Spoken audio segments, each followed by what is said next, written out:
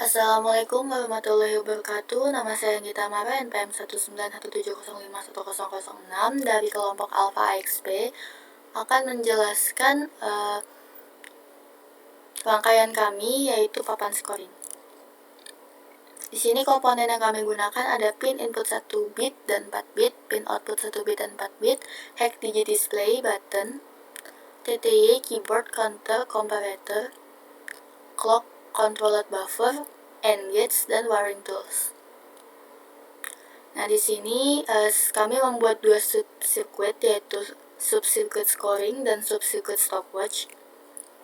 Untuk sub-circuit scoring, di sini kami menggunakan dua buah pin input 1 bit dan dua buah pin input 4 bit. Lalu kami menggunakan 3 counter, 2 comparator, dan 3 pin output 4 bit. Di sini maksimum value dari masing-masing counter yaitu 0 kali 9. Di sini jika sudah mencapai maksimum value akan terhubung dengan comparator, dan di sini akan dibandingkan dengan input selanjutnya, dan jika sama-sama 0 akan menghasilkan nilai 1 di sini dan akan terhubung dengan output berikutnya.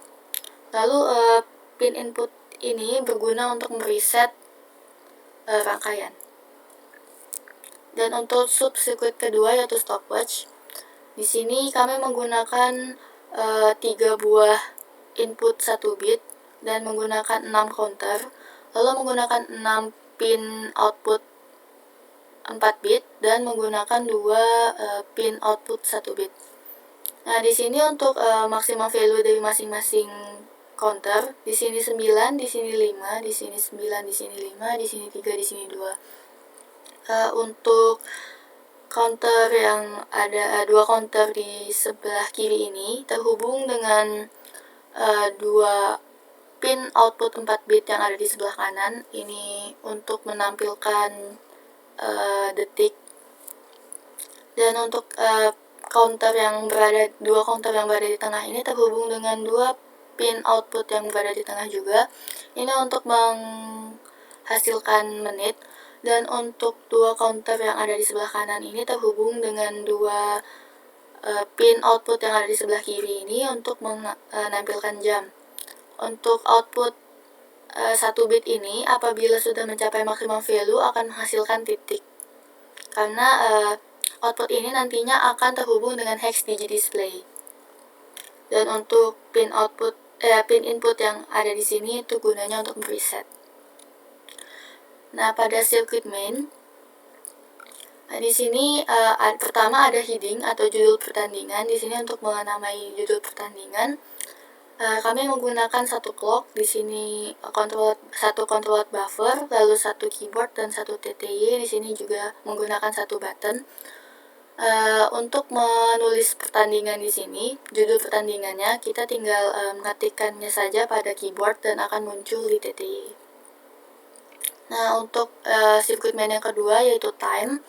Di sini kita menggunakan sub-circuit stopwatch yang sudah saya jelaskan tadi, dan terhubung dengan 1 pin input 1 bit dan terhubung dengan 1 clock dan 1 button. Ini guna untuk mereset.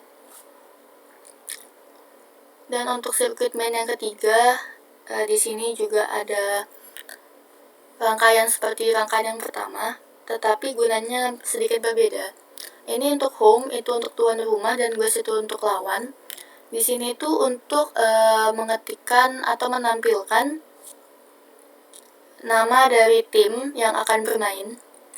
Di sini menggunakan sub-circuit scoring. Di sini menggunakan lagi 2 button. Ini untuk menginput dan ini untuk mereset. Lalu juga menggunakan 2 pin output 4 bit. Dan jika kita gabungkan ketiga circuit main tadi menjadi seperti ini. Jika saya praktekkan langsung di Logisim, ini untuk rangkaian scoring, dan ini untuk rangkaian stopwatch. Dan pada circuit main akan menjadi seperti ini. Nah, jika kita peragakan, pertama kita buat tick frekuensinya menjadi lebih tinggi dulu. Itu agar saat kita mengetikkan di dalam keyboard ini akan muncul di TTY-nya menjadi lebih cepat. Kita tick enable.